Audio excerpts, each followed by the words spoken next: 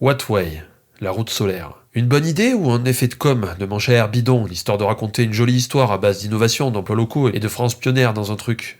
J'ai fait un épisode sur l'énergie renouvelable. Je me suis tapé les 120 pages du rapport de l'ADEME, les annexes et pas mal de PDF tirés des tréfonds du web. J'avoue que j'en pouvais plus à la fin. Trop de choses, de chiffres, bref, j'ai fait une pause. J'ai parlé d'autre chose. Et là, je me sens d'attaque. On va reparler d'énergie renouvelable. Ça fait du contenu et de la variété sur la chaîne. Ouais, c'est pas mal. Et en plus, c'est un hors-série. Plus facile à faire, moins prise de tête. Bon, même si ça fait déjà 2 fois que je réenregistre. Salut, amis bidouilleurs et bidouilleuses.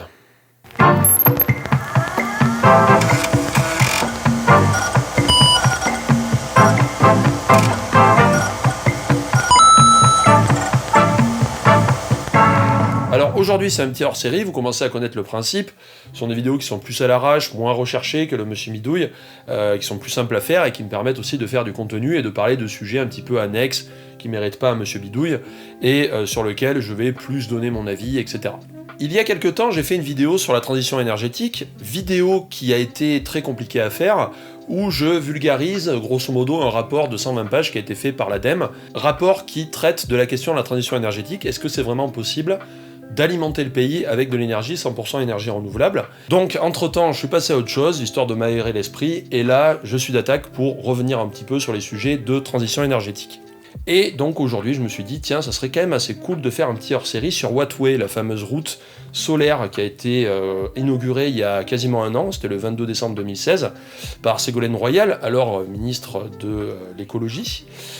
Projet qui a été financé par le ministère de l'écologie et qui est maintenu, la route a été construite par l'entreprise Colas qui fait partie du groupe Bouygues. Alors le principe de la route solaire est relativement simple, ce sont des dalles photovoltaïques qu'on va poser directement sur la route et les voitures peuvent rouler directement dessus, ce qui fait que la route conserve son usage de route, il y a même des poids lourds qui peuvent passer dessus, il n'y a aucun problème. Et la route se transforme en plus en espèce de panneau solaire géant. L'idée étant d'utiliser les surfaces disponibles, les surfaces routières disponibles, pour produire de l'énergie. Et du coup, comme tout débat sur l'énergie et les moyens de production d'énergie, très vite, on retrouve des avis qui sont très tranchés. On a ceux qui trouvent ça absolument extraordinaire, et c'est le futur de demain, et on va pouvoir alimenter tout un pays avec ça. Et d'un autre côté, on a ceux qui trouvent que c'est complètement nul à chier, complètement utopique, que ça sert à rien, que c'est pas rentable, etc., etc. Dans l'univers du photovoltaïque, on a grosso modo 2 grandes catégories. On a la première catégorie, c'est les panneaux solaires au sol. Ce sont les installations industrielles. Typiquement, ça va être des champs de panneaux solaires qu'on va retrouver, donc il y en a pas mal aux États-Unis. Il y en a aussi en France, et ce sont des installations qui vont faire de quelques centaines de kilowatts à plusieurs mégawatts. La deuxième grande catégorie, ça va être les panneaux solaires sur les toits. Donc c'est tout ce qui est installé sur les toits des maisons particuliers jusqu'aux toits des grandes entreprises. La taille de ce genre d'installation peut énormément varier, ça peut être de quelques dizaines de mètres carrés à plusieurs centaines de mètres carrés. Avec les panneaux solaires sur route, on a donc une troisième catégorie qui vient s'inviter à la fête, et l'idée, ça serait de voir un petit peu si cette catégorie vaut le coup par rapport aux autres. Déjà, la première chose qu'on va faire, c'est qu'on va comparer le rendement théorique de Wattway par rapport à une installation qui fait la même surface et qui serait installée au même endroit, c'est-à-dire avec le même type d'ensoleillement. L'idée est donc de comparer le rendement de ces 2 installations, alors c'est un rendement théorique bien entendu, c'est un calcul qui est assez basique et qu'on pourrait affiner avec d'autres facteurs, et on va voir les autres facteurs qui nous manquent pour pouvoir affiner ce type de calcul, mais déjà on va pouvoir faire une première comparaison, on va dire. Donc le calcul est relativement simple, c'est E égale S fois R fois H fois OR fois CP. E c'est la quantité d'énergie produite en un an, donc qui s'exprime en kilowatts par heure, donc ça va être le résultat qu'on va obtenir. S c'est la surface en panneaux solaires, donc pour Wattway on a 2800 m², donc S c'est 2800. R c'est le rendement du panneau solaire qui dépend de la technologie. Si par exemple vous avez des vieux panneaux solaires en silicone amorphe, ça va être entre 5 et 7% de rendement. C'est-à-dire que si vous avez par exemple 1000 kW par mètre carré de soleil par an qui arrive à un endroit, et ben vous allez récupérer entre 5 et 7% de cette énergie-là. L'autre technologie qui est utilisée pour les panneaux solaires, c'est le polycristallin, qui fait entre 11 et 15% de rendement, et on a le monocristallin qui fait entre 14 et 19% de rendement. Wattway utilise des cellules photovoltaïques en polycristallin et l'entreprise Colas annonce un rendement de 15%, ce qui fait que R, on va utiliser 0,15. H, ça va être l'ensoleillement, c'est-à-dire la quantité d'énergie solaire qui arrive à l'endroit où on a posé les panneaux solaires. Pour ça, on utilise une carte de France. Donc par exemple, cette carte, c'est un calcul fait sur plusieurs années et on a fait la moyenne de l'ensoleillement dans l'année. Vu que Wattway a été installé en Normandie, bon, pourquoi pas, hein, l'ensoleillement estimé dans cette zone de la France est de 1100 kWh par mètre carré par an. C'est-à-dire qu'en un an, en moyenne, on a 1100 kWh de soleil par mètre carré par an qui arrive en Normandie. OR, c'est une valeur spécifique que j'ai sortie de CP en fait, donc j'ai appelé ça OR de manière purement arbitraire. C'est l'inclinaison du panneau solaire. Donc on a des tableaux, comme celui-ci par exemple, qui va nous donner le rendement de l'installation en fonction de son orientation et de son inclinaison par rapport au soleil. Donc on s'aperçoit que si on veut avoir un rendement optimum, c'est-à-dire un rendement de 1, il faut que les panneaux soient orientés plein sud à 30 degrés. Là, on est sur de l'installation au sol à plat, donc on a un rendement qui est de 0,93%, enfin 0,93, c'est-à-dire qu'on a 7% de perte à cause de l'orientation. CP, c'est, on va dire, toutes les pertes annexes de l'installation, puisque les panneaux solaires produisant de l'électricité en continu, hein, c'est du courant continu, il va falloir convertir ça en courant alternatif, donc pour ça, eh ben, on va avoir besoin d'onduleurs, les onduleurs, ils ont un rendement, donc on a encore des pertes. On a aussi toute l'installation, c'est-à-dire les câbles, on a aussi les pertes dues à la température, puisque quand les cellules chauffent, le rendement diminue. Vu que pour Wattway, on n'a quasiment aucune donnée qui permette de calculer correctement CP, j'ai pris une valeur complètement arbitraire d'une perte de 15% que je vais aussi appliquer à l'autre installation, c'est-à-dire je vais utiliser les mêmes chiffres, donc au final on pourrait supprimer cette valeur, les données seraient quand même comparables. Du coup, le rendement théorique de Wattway, c'est 2800 x 0,15 x 1100 x 0,93 x 0,85. Alors j'ai apporté une petite correction à ce que j'ai dit, parce que j'ai réussi à trouver la fiche technique du projet Wattway, et sur la fiche technique, il est annoncé un rendement de 12% et pas de 15%.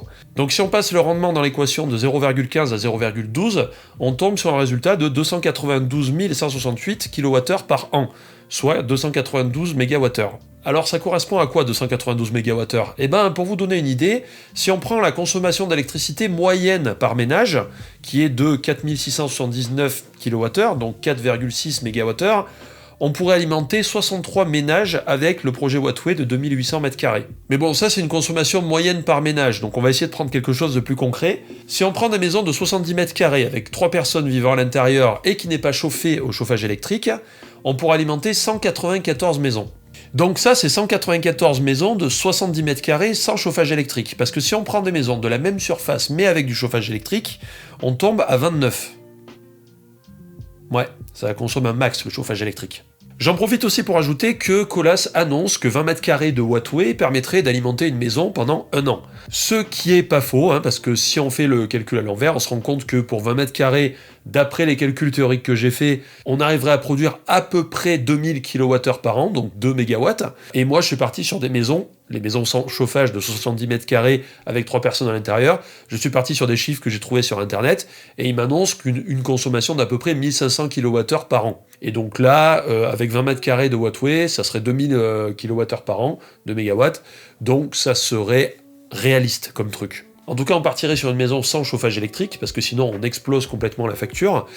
Et vous voyez bien que ce genre de comparaison est souvent bancal, parce qu'on ne sait pas précisément à quoi ça correspond. Si vous avez une maison chauffée à l'électricité qui fait 150 m², vous n'êtes pas du tout à 20 mètres de dalle pour pouvoir alimenter la maison. C'est pas du tout ça, quoi. À titre de comparaison, on va calculer le rendement théorique d'une installation en monocristallin. On va prendre la même surface, donc 2800 m², 18% de rendement, donc 0,18, 1100 puisqu'on est dans la même région, donc on a le même taux d'ensoleillement, donc 1100 kWh par mètre carré par an de soleil.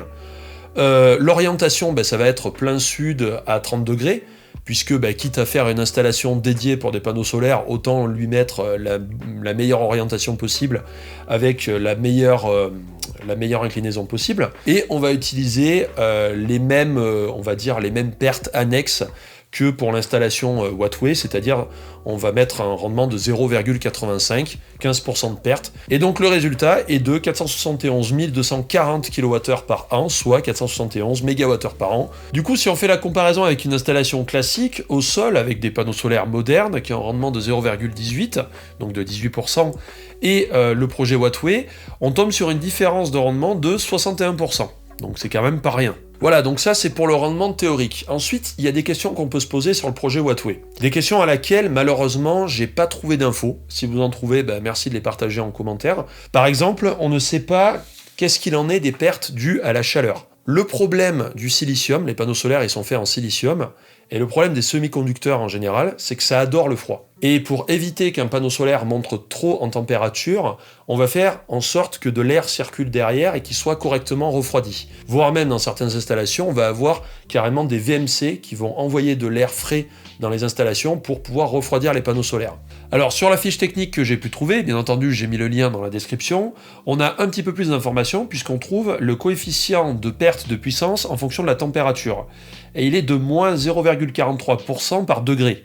C'est-à-dire qu'à chaque fois qu'on augmente d'un degré, on va perdre 0,43% d'énergie.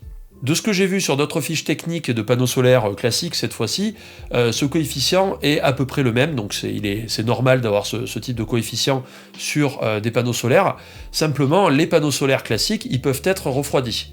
Et on peut supposer qu'une route en plein cagnard dans le sud qui prend direct le soleil bien dans sa face, le rendement des cellules photovoltaïques prenne vraiment un coup, voire même détériore les cellules. Et ça, c'est quelque chose il serait intéressant d'avoir des données là-dessus, et ça expliquerait aussi le fait qu'on ait installé le démonstrateur en Normandie, où il y a moins de soleil, où les températures sont un peu plus clémentes que dans le sud, pour éviter justement ces problèmes dus de rendement, de chaleur, etc.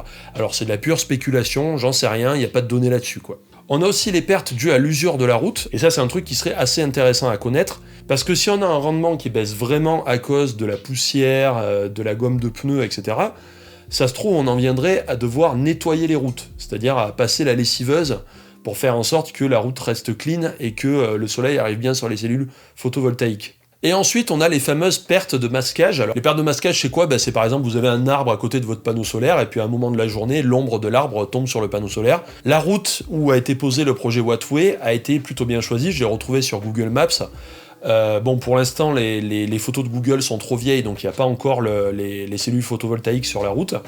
Mais on voit qu'elle est bien dégagée, et il y a un seul arbre, un seul survivor, qui va bien faire chier, lui, parce qu'il va projeter une ombre sur la route, mais sinon, le reste est complètement dégagé. Donc on ne peut pas poser, bien entendu, ce genre d'installation n'importe où. Dans un sous-bois, par exemple, ça n'a strictement aucun intérêt. Et après, il y a aussi toutes les questions qui vont autour de cette installation, c'est-à-dire l'entretien, par exemple. Dans une installation au sol, si un panneau solaire qui est en panne, on fait venir une équipe de techniciens, on démonte le truc, on le change. Là, on est obligé de faire une déviation sur la route, de bloquer le trafic. On est obligé de décoller les panneaux solaires de la route. Est-ce que c'est facile à changer ? Combien de temps ça met à changer ? Est-ce qu'il faut dévier le trafic ? Parce que forcément, l'entretien avec ce genre d'installation va être plus cher. Et puis aussi, il y a une autre question, c'est la question du vandalisme. Parce que ce qu'on voit sur les différentes vidéos qu'on trouve sur YouTube, c'est que pour l'instant, les boîtiers électriques de régulation de l'installation électrique sur la route, ce sont des boîtiers qui sont fixés sur une espèce de mur qui est juste à côté de la route. Enfin, c'est quand même vachement risqué, il y a un gars qui veut récupérer du cuivre, il vient la nuit, en plus ça produit pas d'électricité la nuit, et il coupe les câbles et il embarque les coffrets électriques, Et il y a aussi la question du recyclage. L'ADEME annonce sur un de ses rapports récents que les cellules photovoltaïques classiques, les cellules qu'on retrouve sur les toits ou au sol, sont recyclables à 85%. Est-ce que c'est le cas pour Wattway ? Est-ce que le fait d'avoir une espèce de sandwich de polymère n'empêche pas toute forme de recyclage ? Une dernière petite question qui m'est venue là, juste en enregistrant. Qui gagne de l'argent avec l'installation qu'il y a eu en Normandie ? Parce que le projet a quand même été financé par le ministère de l'écologie à hauteur de 5 millions d'euros. Ça produit de l'énergie, on a vu, théoriquement, 365 MWh par an. Ça rapporte un petit peu d'argent. C'est qui touche cet argent ? Est-ce que c'est la collectivité publique, parce que c'est elle qui a payé ? Ou est-ce que c'est l'entreprise Wattway ? Bon, et bien entendu, il y a une question, hein, vous l'attendiez tous, c'est la question du prix. J'ai annoncé 5 millions d'euros pour l'installation, c'est ultra cher pour une installation de cette taille si on compare ça à du panneau solaire au sol. Tout ça pour avoir un rendement inférieur de 30%, donc on peut se poser la question de la viabilité du truc. Du coup, le LCOE, c'est quoi? C'est le coût actualisé de l'énergie. Le coût actualisé de l'énergie, c'est quelque chose de relativement simple à comprendre. On prend en compte tous les coûts, que ce soit le montage d'une installation, l'exploitation d'une installation, c'est-à-dire l'entretien, etc., changer des pièces et tout, et ensuite le démantèlement de l'installation. Donc on prend tous ces coûts-là, on fait une estimation de ces coûts avant de faire la construction, et on va faire aussi une estimation de toute la production pendant toute la période d'exploitation. Donc par exemple, pour des panneaux solaires, il me semble que la période d'exploitation c'est entre 15 et 20 ans, on va dire. Et bien donc du coup on fait une estimation de tout ce que va produire par rapport aux cartes solaires et ce qu'on a vu avant, tout ce que va produire l'installation pendant sa période d'exploitation, et on en déduit comme ça un coût au mégawattheure. Et le truc c'est que le LCOE c'est un coût actualisé, c'est-à-dire que plus on a de l'expérience et plus on va affiner ce chiffre. Typiquement, quand on fabrique la première éolienne en France, on peut ne faire qu'une estimation du LCOE parce que on n'a pas encore confronté le modèle à la réalité. Quand on commence à avoir plein de parcs éoliens et qu'on a des éoliennes qui tournent depuis plusieurs années, voire même plusieurs dizaines d'années, on commence à avoir déjà les coûts réels, combien ça nous a coûté. Progressivement, on commence à avoir non seulement un coût par rapport à l'installation en elle-même, c'est-à-dire son entretien, etc., mais aussi un coût par rapport à sa position sur le territoire. Donc le truc du LCOE, c'est qu'il dépend de la position géographique. Et typiquement, par exemple, si vous installez une éolienne sur, je crois qu'il y a une éolienne sur l'île de la Martinique, forcément, ce LCOE est 10 fois plus élevé qu'une éolienne en France, parce que l'éolienne, il a fallu l'amener en Martinique. Donc ça a rajouté un prix d'installation qui est vachement supérieur à une installation d'une éolienne en France où l'usine, elle va se situer sur le continent. Et le truc, c'est qu'à l'heure actuelle, on commence à avoir quand même pas mal d'installations à énergie renouvelable sur le territoire, donc on peut commencer à comparer les chiffres de manière assez précise et sans raconter n'importe quoi. Et donc je vous ai trouvé un tableau assez récent, puisqu'il date de janvier 2017, j'ai mis le lien dans la description, ça vient directement de l'ADEME, et ce tableau, c'est une comparaison des différents coûts actualisés de l'énergie en fonction de la filière d'énergie renouvelable. Le graphique a été divisé en deux catégories, on a les technologies dites matures, c'est-à-dire que ça y est, maintenant il y a des productions, on sait le fabriquer, c'est pas juste expérimental, c'est pas trois trucs qu'on a installés dans un coin. Et puis à droite, on va avoir les technologies qui se développent, et donc là, ce sont vraiment des technologies qui sont soit en cours de test. Ce qui est aussi intéressant de voir dans ce tableau, c'est que certaines installations sont vraiment plus chères que ce qu'on pourrait penser. Typiquement, le panneau solaire installé sur les toits, donc le panneau solaire sur toit, on fait bien la distinction avec le panneau solaire au sol, parce que vous voyez qu'il y a quand même une énorme différence entre les deux. Et la raison à ça est relativement simple, c'est que quand on met des panneaux solaires sur un toit, la maison n'est pas forcément super bien orientée. En plus de ça, au niveau de la pose et de l'entretien, ça doit être plus cher. Et en plus de ça, des panneaux solaires au sol, on fait des économies d'échelle.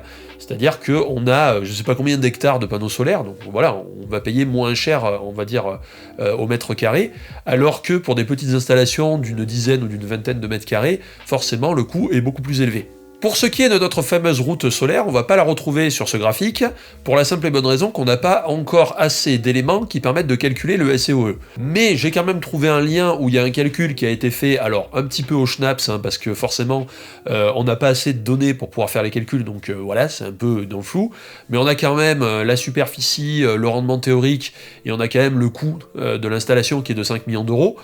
Et donc, on a quelqu'un qui a trouvé, en partant du principe que la période d'exploitation serait la même qu'une installation normale, qu'on aurait les coûts d'entretien qui seraient les mêmes qu'une installation normale, on retombe sur un chiffre qui serait à peu près de 300 € du mégawattheure. Sachant que l'objectif à atteindre, c'est à peu près 100 € du mégawattheure. Quand on tourne aux alentours des 100 € du mégawattheure, ça commence à devenir intéressant pour en faire des exploitations industrielles. Mais ce qui est intéressant, c'est que 300 € du mégawattheure pour la route solaire, si on compare par exemple avec le panneau solaire sur toit, on s'aperçoit que le panneau solaire sur toit, au mégawattheure, ça peut monter jusqu'à plus de 300 €. Donc finalement, ça serait dans la branche haute du panneau solaire sur toit. Mais encore une fois, il va falloir attendre d'avoir des vrais chiffres pour pouvoir vraiment faire des comparaisons. Pour information, si on veut comparer avec le nucléaire, les réacteurs d'ancienne génération, donc les vieilles centrales nucléaires qu'on refuse de fermer en ce moment, ça se situe aux alentours des 80-90 euros du mégawattheure, et l'EPR, on trouve des chiffres qui vont, on va dire, de 100 à 130 euros du mégawattheure, hein. Alors que dire de Wattway? Eh ben, Wattway, c'est une expérimentation, c'est un projet qui est absolument pas mature et qui a tout à prouver, pour reprendre des articles de presse et faire absolument dans l'originalité de la formule. Le problème finalement dans cette histoire, c'est que d'une part, le ministère de l'écologie a payé un projet à 5 millions d'euros alors qu'on aurait pu se poser la question de faire une installation moins grande. Pourquoi poser un truc sur 1 km, si ce n'est de se la péter à l'international pour dire qu'on a la première route solaire? 100 mètres, ça aurait suffi, 200 mètres, ça aurait suffi pour mesurer l'usure déjà des pneus, etc. et de voir les résultats, et ça aurait coûté vachement moins cher. Ensuite, au niveau de la technologie, si les calculs se confirment, en fait il faudrait des vrais calculs, il faudrait qu'on nous annonce un vrai coût actualisé de l'énergie, une vraie estimation, pour qu'on puisse déjà commencer à placer ça par rapport aux autres énergies renouvelables, mais grosso modo, si on se réfère aux 300 euros par mégawattheure, ça reste extrêmement cher par rapport au standard, puisqu'on l'a vu, les éoliennes et les panneaux solaires au sol, c'est plutôt aux alentours des 100 euros par mégawattheure, je dis ça à la truelle, mais grosso modo, voilà, on est plutôt autour des 100 euros par mégawattheure, mais en même temps, on se rend compte que 300 euros du mégawattheure, ben, il y a certaines installations solaires sur toit qui coûtent ce prix-là. Ce que je veux dire par là, c'est qu'il y a beaucoup de technologies d'énergie renouvelable qui sont en train d'être expérimentées, et il y en a beaucoup qui coûtent ultra cher.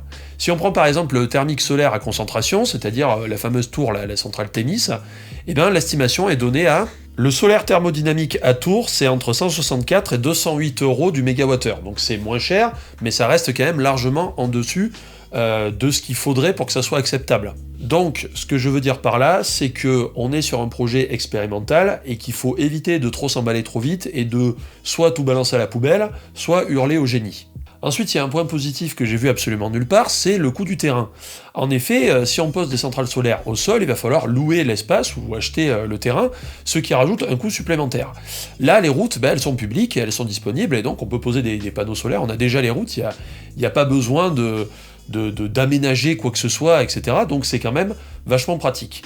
En revanche, ça pose une question qui peut être très intéressante, c'est que si on pose des panneaux solaires sur la route, qui c'est qui gagne la thune? Est-ce que c'est une forme de privatisation? C'est-à-dire qu'en gros, l'entreprise qui a poney les panneaux solaires, elle a l'autorisation de la collectivité, mais elle récolte les sous de l'exploitation et elle s'engage à entretenir la route. Dans ce cas, voilà, comment on fait? Là, il y a des questions qu'il faut se poser. Ou est-ce que c'est plutôt la collectivité qui va récupérer l'argent? Donc ça, c'est une question aussi que je lance comme ça, j'ai pas de réponse, hein, donc voilà, donnez votre avis. Par contre, mon avis personnel sur ce genre de projet, c'est que d'une part, ça ne sera jamais autant efficace qu'une vraie installation de panneaux solaires au sol, bien orienté, avec la bonne inclinaison, etc.